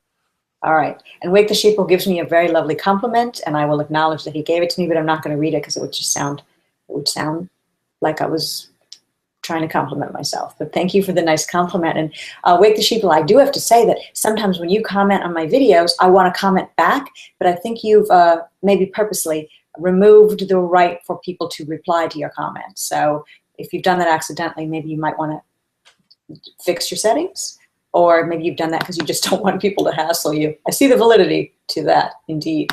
Next question is about Rahu, the black sun that makes eclipses. In the series Arrow, there's a demon's head called Ras Al Ghul, who is the assassin's leader. Maybe too much coincidence. What do you think about that, Mark? Or do you even know about that? I do. I know nothing about that. Yeah. At all. Email me a link with everything you got on it, and I will take a look. I promise. The series Arrow. Arrow. What kind of series? Is that a net? Well, I haven't watched a network series in some time. I generally once HBO and Showtime and Cinemax, and Stars. Once they started creating their own series, because there's no rules, they don't have to follow the same guidelines that networks do. That's where I really focused. But Arrow, yeah, definitely. Send me what you got on it. Tell me what season number, what episode number, and I will check it out. Well, reading this again, Rahu, the black sun, and in that series, it's Ras Al Ghul, who is the assassin leader. So I don't know, maybe. Interesting. Beef Eater is being responded to by Lampshadius, who says, "Hey, Beef Eater, number 1, air, moisture, particles eventually block light, and 2, perspective convergence. Soon you're in/above clouds and see endless clouds like civilian balloon rocket footage." So that would be Beef Eater's question about getting up real high and being able to take a picture of the Earth. Does that make sense? Well, yeah. But in all fairness to Beef Eater, if you had the ability, technically, if you could breach the structure, if you could get high enough off this plane, say 1,000 miles, couple thousand miles, you should be able to take a picture. The problem is, I don't think the structure goes that high. Not high enough that you can actually. Maybe it does, and they're just not going to show it to you. All right. Let's see, got some more questions here. Mr. Rich B.O.B. says, I asked this on one of Ms. Steere's videos. However, again, for both of you as one, all together now, how might volcanoes work on flat Earth? And I didn't answer this question. I said to myself, I need to ask somebody else to do some research. And then I'm sorry, I didn't get back to it. So many questions and so much research, but it's a good question. How might volcanoes work on flat Earth? Could it potentially be hell? And Mr. Rich B.O.B. answers the question and says, Arrow is about the green arrow, Mark. Okay. So. Yeah, and I'm a big fan of Green Arrow, which loosely based on Robin Hood, and they probably should have gotten nailed for a copyright thing on that. But Do you want me to answer the volcanic thing? Yeah, I know you believe in the heat coming from underground and... Yeah, I mean, if people look, I'll give you, anyone that wants to, because I cover this in a clue called depth perception, which I believe was clue 6, and it was short, but it was to the point, and that is, look, if you want to believe that there's a magma system that is completely unmonitored underneath this structure, then by all means, go ahead and believe in it. But I don't believe in leaving anything to chance, which is if you're actually spending the time and you're going to build a structure that's thousands and thousands of miles wide and hundreds of miles high and controls everything from the jet stream to the underwater conveyor system, are you really going to leave the most volatile of systems, the furnace system, the heating system? By that, I mean the below ground system. You're going to leave that to chance? Because here's the problem with that. If you leave it to chance, can you see that? No, good. What was she doing? She's hanging out. Hopefully she doesn't knock the camera off. If you leave it to chance, then you run the risk of, say, getting a super volcano that kicks off and wipes out the whole thing. We've only been able to drill. Remember I mentioned this in the clue. We've only been able to drill 8 miles down, which I think is 12 kilometers, and then it gets too hot and the drill bits don't work anymore. So yes, we know the magma systems are down there. That's not the question. The question is, are they being controlled? It is difficult for people to grasp that because it's an underground system and we have no reference point for it. With stuff that's up above, we can understand visual display systems, but underneath the ground, it's tough for us to envision huge furnaces, huge blast furnaces, and huge systems of pumping molten rock around. Even though that's exactly what you would do, you just don't take those chances on a system that's that important. Because if something went wrong, where would we be? The whole thing would get screwed up. So that's what I'm saying. So watch Clue 6 again. If you still have questions or anything specific you want to kind of run by me, send me an email. msargent23@comcast.net. All right. Question on space travel. If a spacecraft is traveling in a line from one orbiting body to another, shouldn't the craft get left behind? Example, when Apollo 11 left Earth's orbit going in a straight line to the moon, the Earth was still traveling around. That's from Demetrius Easley. So what's the question? Yeah, I don't know if I get it either. Let's work this out. On space travel, if a spacecraft is traveling in a line from one orbiting body to another, like say Earth to the moon.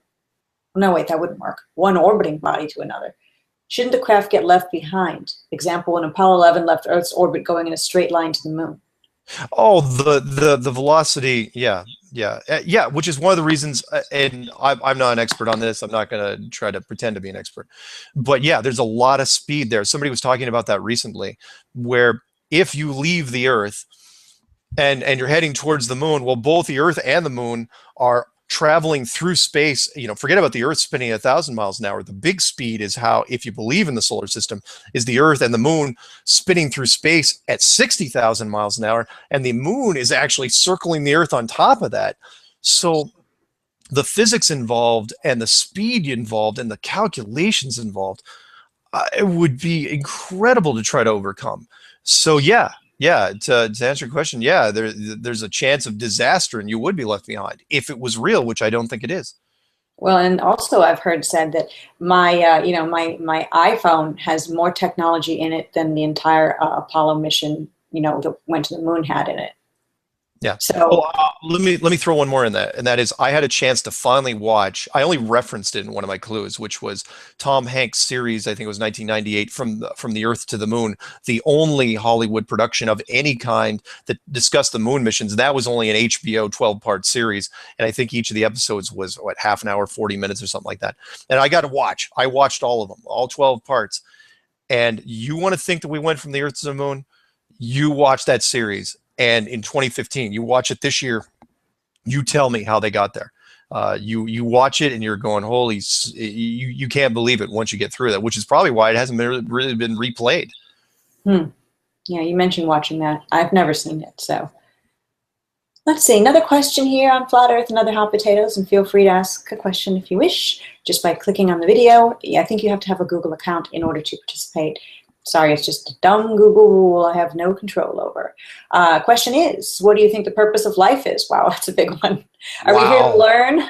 Oh, that little thing? That's Oh, that's nothing. easy. Are we here as entertainment, or are we being punished, or all of the above?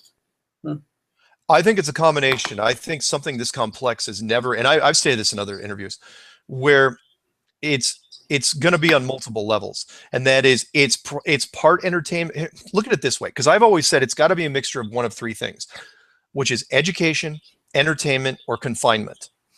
And because it can't be all of one thing. So if it's entertainment, well, then I think more people would be having a good time. If it was confinement, well, yeah, but then there's some people that aren't really, suffering as much as you could be with total confinement.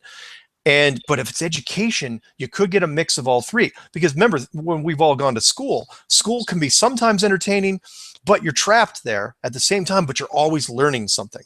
So that's what it's always felt like to me, was education and some part of a spiritual recharge, which is that we can't experience, I'll give you the short version, which is you can't really appreciate an unlimited existence. You want to call it heaven, Shambhala, Nirvana, take your pick. You can't appreciate that without being in an overly structured place, dimension that's full of conflict. And that's what I see everywhere. You can't escape it. I quote the Joe Walsh song, I can't complain, where the life of a rock star, which is, I can't complain, but sometimes I still do, which is no matter how rich, how powerful, how beautiful, you always seem to find stuff to complain about. How does this happen? You'd think that, there'd be some people that would be blissfully happy all the time, and there aren't. I mean, yeah, you can try to get away with it, and, hide it with drugs or meditation or whatever. But in the end, we all suffer to a certain degree. And I think that seems very, very deliberate, because I think outside of this, there is no suffering. It brings to mind that REM classic song, Everybody Hurts, which is true, definitely true, and a beautiful song as well. Yeah. All right, here's another question. And it is, what's the best way to respond to claims that math explains a round ball? I have some very open-minded family members. However, they are very firm on not accepting this notion of a flat earth. Help me enlighten these individuals. From Kevin Jacobs. What's his name? Kevin Jacobs. Kevin. Well, Kevin.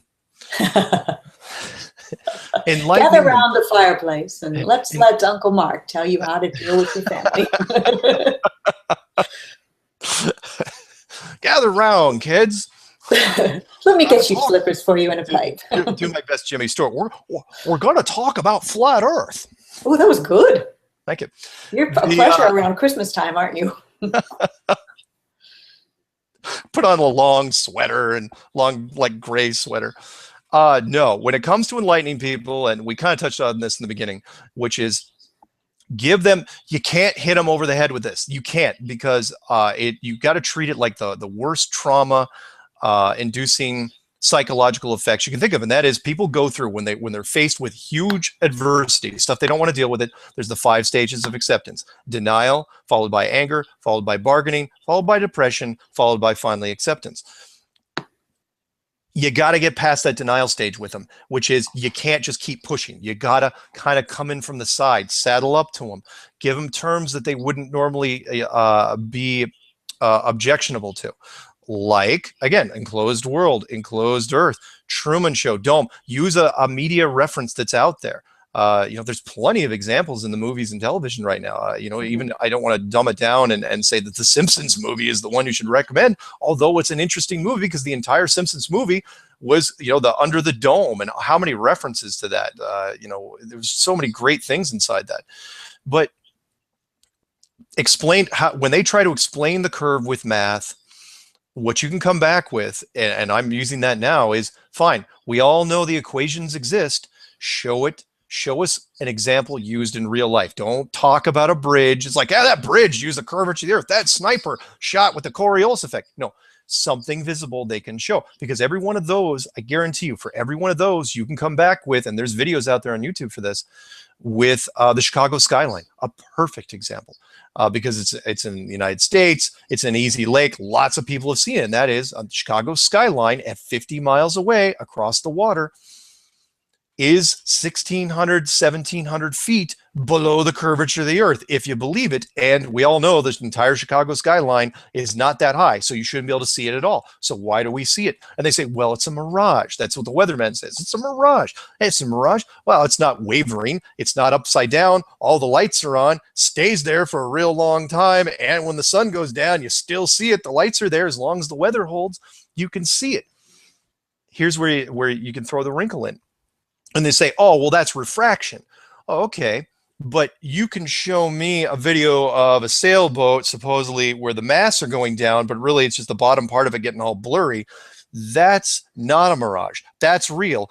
But the Chicago thing, that's a mirage, because you can't have it both ways. You can't cherry pick it. It's either they're both real or they're both fake. And once you start getting them, again, don't worry about it too much, because once it's in their head, once it starts rattling around in their head, that's it. All you have to do is wait. It's only a matter of time. It's there was a great thing from Stephen King, a book. I'm sorry, I can't remember the name of the book, where mentally there was a side effect of when they were trying to mentally manipulate somebody, and once they did it once, there was kind of an echo that was bouncing around their head, and it just bounced around endlessly until it resolved itself one way or the other. That's sort of what flat Earth is. Once it gets in somebody's head, they can try to resolve some of it, but they can't resolve all of it. And once they get those loose threads, it drives them nuts until finally they realize it's like, I can't prove it. Like me. Look, I did not wake up wanting to do flat Earth. It took me 9 months to finally just give up. And I'm stubborn. I'm a Taurus, not like Aquarius girl here. I was stubborn. And I, could not get around it until finally I literally, like everybody else that's done it so far, I just woke up and I said, you know what? I'm in. And now we're doing this. Yeah, it's weird. We only met because of flat Earth. We would never have met, and I wouldn't have met any of the other people that I've had the great opportunity to talk to, either online on my Facebook or interview, without flat Earth. And it's a whole new world of really cool people, a community that is just so smart and interesting and different and just it blows my mind as much as flat Earth, that all of these people with these open minds have been out there, and I've never actually met them in real life. And it's just, so it's definitely a pleasure. We're going to only talk for a little while longer. We've almost been talking 2 hours. And, I don't want Bitsy the cat to be, kept up past her bedtime. She's sleeping in the director's chair. So what, another 10 minutes? Yeah, sounds good. Okay. Let's see. We've got 99.99999% of the observable universe. Well, I couldn't say that. Observable universe, and I would argue unobservable also, is plasma. And our soul's life force, as is electricity, is plasma. Why is the subject of orbs and other plasma creatures shown in videos not considered as influencing the plasma reality? This question from Plasma John Doe. Is that a question? Yeah, like how come plasma stuff isn't considered as, that you can see, isn't considered as influencing our plasma reality?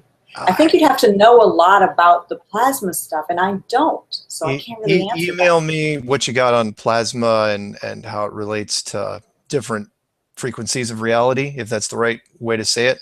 Unfortunately, I don't know much about it. Some people say it sounds like a cool concept, though. What? Some say the dome is plasma or partially plasma. Could be. Yeah, so. Could be. And so thank you, Plasma John Doe. Send your question to Mark. msargent23@comcast.net. I always get that wrong. All right.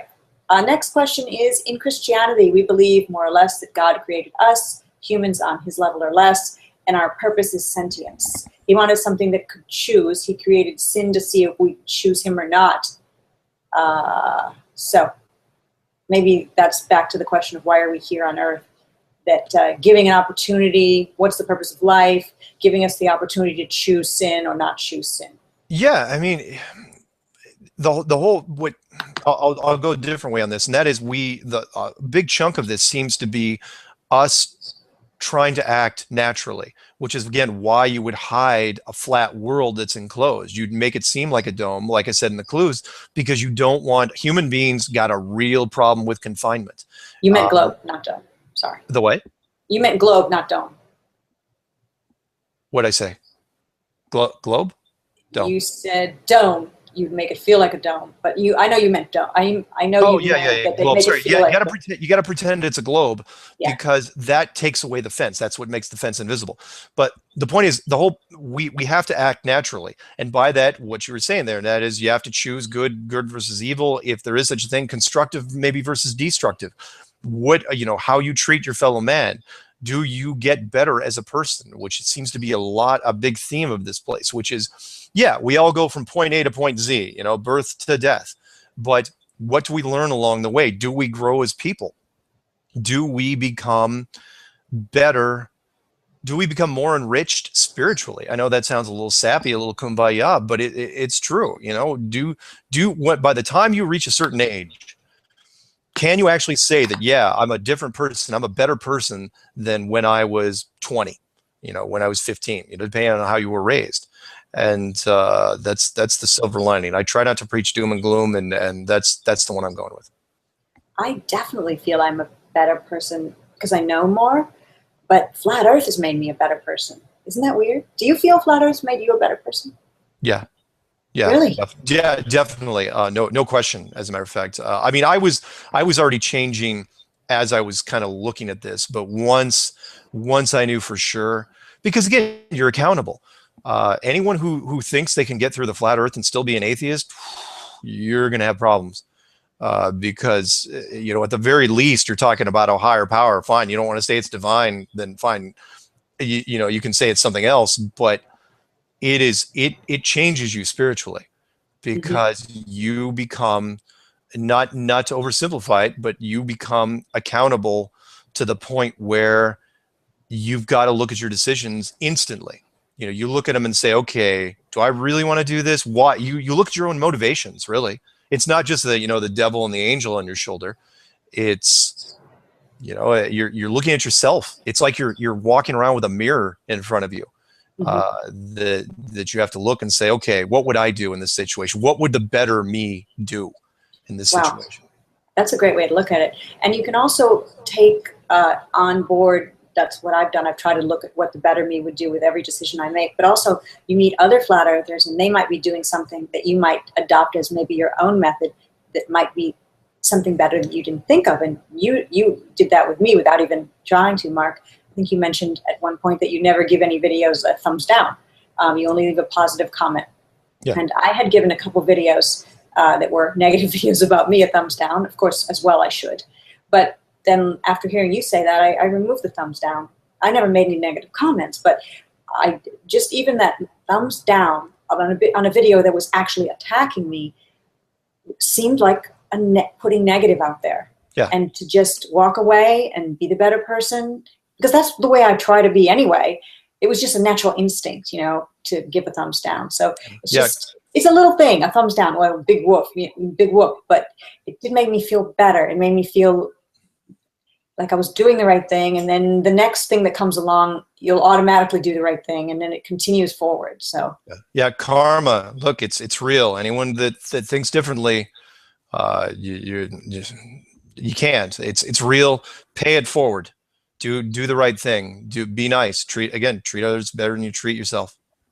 All right, we've got a question from Kevin Jacobs. Do you think, since the flat Earth math shows the sun is roughly 33 miles across and about 3,300 miles away, this could be intertwined with the 33 levels of masonry? Why do they use 33 so often in occult references? That's a good question. It's possible. Yeah, I think the sun is very small. Could it be 33 miles across? Yeah, maybe. Do I think it's 3,000 miles away? Maybe. It doesn't have to be that high. We're not going to know for sure until this thing gets revealed. But we know, at the very least, we know it's inside the system. And the sun and the moon, they're very similar to each other, except one is an incandescent light bulb. The other one appears to be a cool laser. And for those who don't know what I'm talking about, look at the cool light tests that are being done with the moon. That'll spook you. But yeah, very possible. We have a question from Tom Jones, which I'll entertain just for its odd purposes. Tom Jones, I don't think really likes me, but is still watching this video anyway, and I'm not sure his feelings. It's not unusual to be hated by Tom Jones. He says, would you consider a gold medallion, this is astrology one I'm wearing today, or a flashing mouse light that you've got on your desk in direct view as a hypnotic suggestive tool? And could you people get any lower in your consideration of other people? Okay. To answer this, You have an answer? the first thing is that mouse is a gaming mouse, and that's cool. All right, a pulsing mouse that pulses when you're not using it. That's kind of fun. That also, by the way, it's an Anker mouse. I think it's made in Germany. It's pronounced Anker, but I think it's Anker, and it's a cool mouse. I like that mouse. And this is I don't just think a it's necklace. hypnotic. There's this necklace. It is People kind of just hypnotic. read too much in things. Well, no, I'm not trying to hypnotize people. If I was going to try to hypnotize people, I'd do it with my voice. Like Stephen Christ. Lord Stephen Christ. We shouldn't pick on Stephen. No, not at all. He tries so hard. In his last video, he was in bed doing his whole video. I know. I haven't clicked on that video because I was afraid I was going to get lost in his eyes. Yes. What was the other thing that they mentioned? It was your medallion? Yeah, this necklace I'm wearing, which you can't see because you can't see me. That I'm trying to hypnotize people with a medallion. Okay, that's just because you're trying to look at her cleavage, right? That's all that's happening there. That has nothing to do with the medallion. No cleavage showing. Never Yeah, have. exactly. Yeah, and she Never could have have. probably done it. So, yeah, no, it's a necklace. I have a lot of different stuff. I wear it or don't. It just means nothing. Other than I thought it was She's pretty. the spy. Ask her the tough stuff. Don't ask me. Yeah. Okay. Thanks. All right. A few more questions. Let's see. Here. Try to end us on a good one if you can find one. All right. Yeah, I see a bunch. I'm not skipping up. We're only going to be able to. There's so many questions. There's one that just says. Let's do three. Let's do three more. There's one that just says Mark and Patricia. That's it. That's the whole thing. That's it. It doesn't say sitting in a tree or anything. Oh, don't help them. I won't. Don't help them. That's all it Look, says. she's in Houston. I'm up here in Seattle. Right. We have never met, No. and I find her somewhat annoying. So I thought we were going to be a better smiles. person. She just stays in character. You gotta love that. I can just mess with her all day, and unless she just cuts the video on my feed. A question: do you think there are more infinite places like Earth in this dimension? Yeah, I do. Wait, infinite places? You mean like coexisting with us? Yeah. Are there more places, be they infinite or not, that are like Earth? Like this? Yeah. Yeah. Yeah, you wouldn't build just one. No. You'd build a whole bunch and make them in all different stages of development. One's probably in the Middle Ages right now. One's super futuristic. One is all vegan. Notice what I did there? See what I was pandering to the host. Yes, and you know, I try to mention veganism once per show because I am vegan, and you just did it for me, so thank you. Perfect. I'll pay you later. We've got a question in here. What? What? Say that again. Well, I'm sorry, nothing. No, you I'm said saying something. we get paid by the same group. Oh yes, that's right. All right, what else you got? What's Two more the name of the questions. group, by the way? Let me know. I haven't received my check. I know, me neither. Two more questions. Okay. Stephen Sherbandi says, did you or Mark see the video where someone launched a small rocket into space with a camera from Nevada, and they could see the moon, which was supposed to be on the other side of ball Earth? Have I seen the amateur world record 73-mile test? Yes, I have.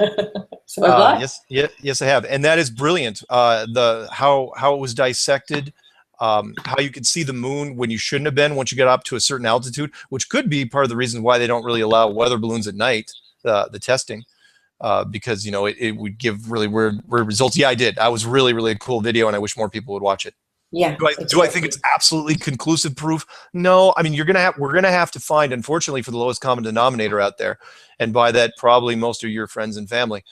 We're gonna have to come up with something that's much easier to understand than that. But that's a good one. Well, if we were able to come up with a picture like that, the video we're talking about, but that it also could show a little portion of the ice wall or ice rim, Antarctica. There you go.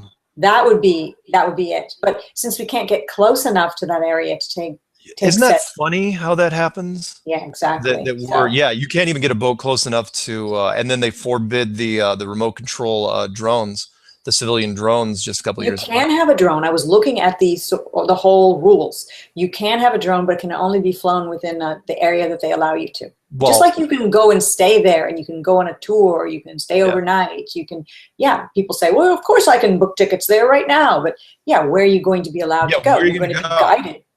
Yeah. You go to the outer. You're going to go to the outer islands, and if you pay enough money, you're going to get to go to what they call the South Pole. It is not, but it's meaningless. Fine, you can go in a little bit on the ice. They can point any direction. It doesn't matter. Well, okay, what we got? Pick a good one for the last one. The finale of the show, and thanks to all who asked questions, we can't get to them all. That's a drum roll, by the way. I thought you were having a seizure.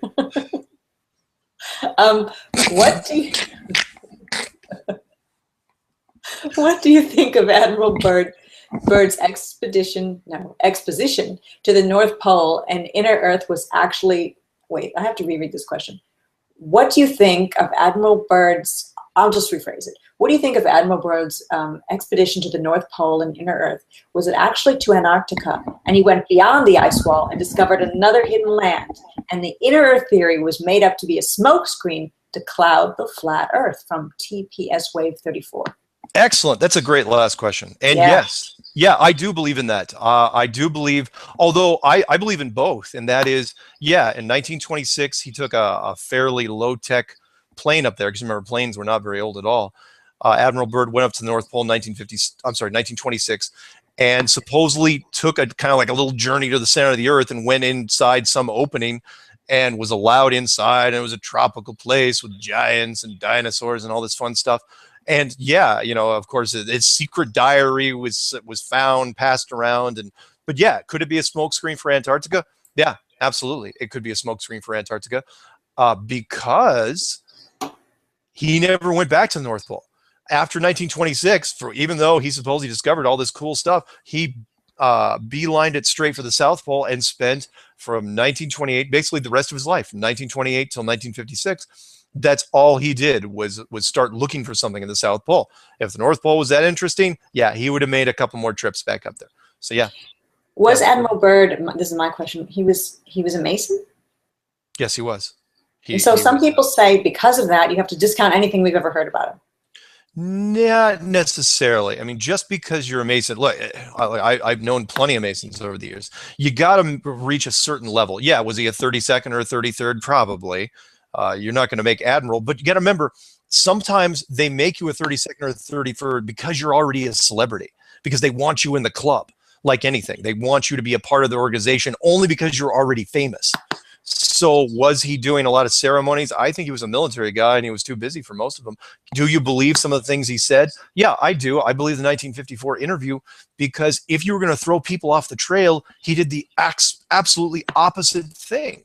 He said, hey, everybody, look at Antarctica, on national television. That's the last thing you'd want to do if there wasn't anything there. The line from Princess Bride, and that is, you want to get as far away from it as you can.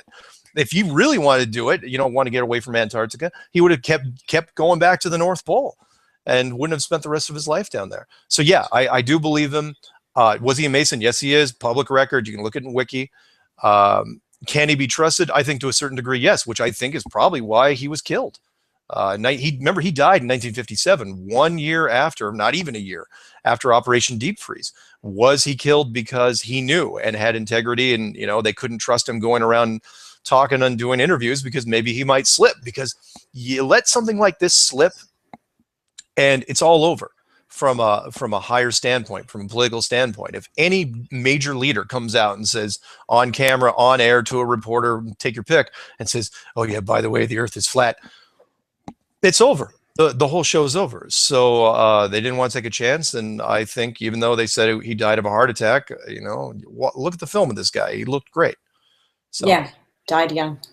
There's one more question, and I know I said that was our last one, but it is a really good one. Can you bear with me? Yes.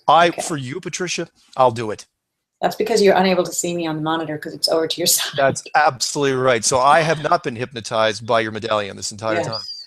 I will have you do my bidding. Look at the medallion. No, don't help them. No, look, it's a flat Earth medallion. I mean, it's not. It's astrology, but it's a circular disc. So if people believe that I'm trying to hypnotize them with this necklace, you're gonna get so many comments in the forum. People are going, "I like her disc," you know, ha ha.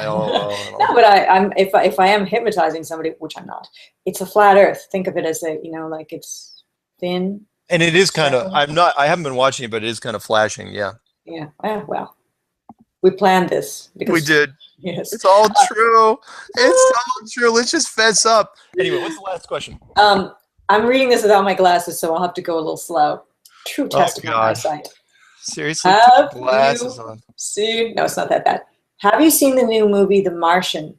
Why do you think it was made in the first place?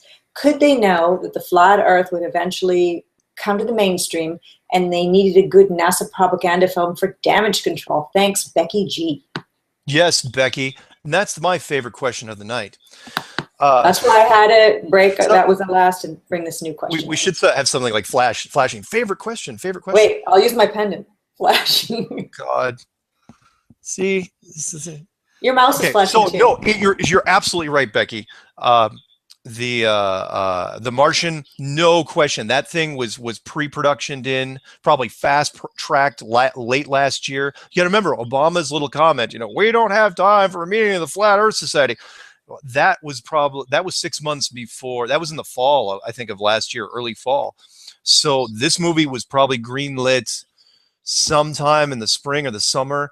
And they got Ridley Scott on there, and it's scoring 93% on Rotten Tomatoes. Yeah, it is absolutely a propaganda film because it's a freaking remake of Red Planet, where they had to rescue Don Cheadle from the mission, and Gary Sinise was in it. Tim Robbins was in it and died. There's a couple other people, it was pretty heavy hitting, but it was that movie's not even 10 years old. That was just a remake where instead of them going down and rescuing Don Cheadle, Matt Damon was down there and he's trying to contact NASA. Yeah, it is absolutely crap. It is global reinforcement crap. And it is no doubt, that they made this happen. And all the stuff they've been doing, not only that, but everything they've been doing recently, the Pluto stuff, the Mars stuff, more moon photos, more astronaut photos, has all been because of the Flat Earth movement. Make no mistake about it. And they just did water. Now water's been found on Pluto. That's the latest. Oh my God. Yeah, it used to be every month. Now it is every couple days. And it is because what we're doing. What was that thing you said recently? They're dancing to our music at this point? Yeah, they're dancing to our tune. They are. They're dancing to our tune. We're playing the music, and they have to dance to it. And that's the only thing they can do. They can't do roundtables. They can't bring it up on mainstream media. The only thing they can do is just keep reinforcing the globe as fast as they can. Unfortunately, it's going to backfire if you guys are listening out there, because people are going to go on YouTube and start accessing all this crap, and YouTube is going to start throwing in, a little bit of stuff. People, once you see your first moon hoax thing, Mars hoax thing, ISS hoax thing, it's it's all falling apart thanks to people like you. Yeah, we're doing a great job, everyone. Everybody who's doing anything. A lot of people have been doing truth bombing NASA videos and NASA websites and NASA Facebook groups, and just putting look into flat Earth and that sort of thing. I think that's kind of cool too. So, well, thank you for being with me, Mark. It's been super fun as always, and maybe next week we'll do it again if you're willing. Are you willing? Well, if I don't have to look at your pendant, yeah. All right, I promise not to wear it next week. Some other piece of hypnotic jewelry next time. But I'm going to have this mouse. No, look, seriously, send the comments to Patricia. If anyone wants to see me change something in my backdrop, I like the Frisbee being there. I know it wasn't there at the beginning of the show. I added it later. The mouse, there's nothing I can do. I mean, yeah, I suppose I could set it to just sit there green and not pulse, but that's not really that cool. Yeah, it is cool. I like the paintings too. You've just sort of turned sideways in the area where you usually appear. Yeah. So just to have a more colorful background. Yeah, exactly. Because my dark shirts were blending in with the brown background. Sorry, vapor lock. I'm dying. Don't die, please. We need you. Thanks for being here. And you did mention what you've got next is a valve guy. Yeah, So- yeah. The thing I'm going to do on Strange World, you don't have to listen to it live because I know it's late on the East Coast. It's Tuesday nights, 9 Pacific, 12 Eastern. By the way, quick little congratulations to Jaron. He got his show. Got his show on Truth Frequency Radio, and can't wait to hear his first episode. About time, Jaron. And it's Melissa too, who's on the show with him. Yeah, Melissa, and then they did that rap song. That was really, really cool. Oh, the rap song was great too. The rap song was great. Melissa nailed it. Jaron, not the most natural rapper in the world, but you know what? He did an okay job. Melissa, however, just freaking crushed it. It's like, what was that? She is indeed the better half there for sure. Yeah. I mean, they work really well together. You're too good for him. What was the other thing? So his show. Oh yeah. The guy I'm going to read a statement by an industrial valve and seal guy. He did a PDF for me, and I'm going to pre-record it and play that. It's going to be my voice, but it's going to be his words. Okay, but very briefly, for some people are thinking, what valves? What's that have to do with anything NASA? They should be hatches / valves between different parts of the International Space Station. Yeah. Basically, this guy's saying that, look, we supply valves and seals to not only the military but space agencies, and the valves and seals that are inside of submarines are very similar to what you have in the space station because they're both pressurized, big things, and you can go from cabin to cabin. And he's saying I won't give it away, but he's saying that just about everything that's tied to there's nothing in the ISS that makes sense from a mechanical engineering point of view. It doesn't make any sense. There's too many things they would need up there from a maintenance standpoint that they aren't using, and that's what I'm going to talk about. And it should be really exciting. It's just going to add to the structural engineer you had, and all the people I've had recently. All right, fantastic. It's been great. It's been fabulous, and we shall do it again. It's Mark Sargent. I'm Patricia Steere. This has been Flat Earth and Other Hot Potatoes, episode 18. And I invite you to keep it flat.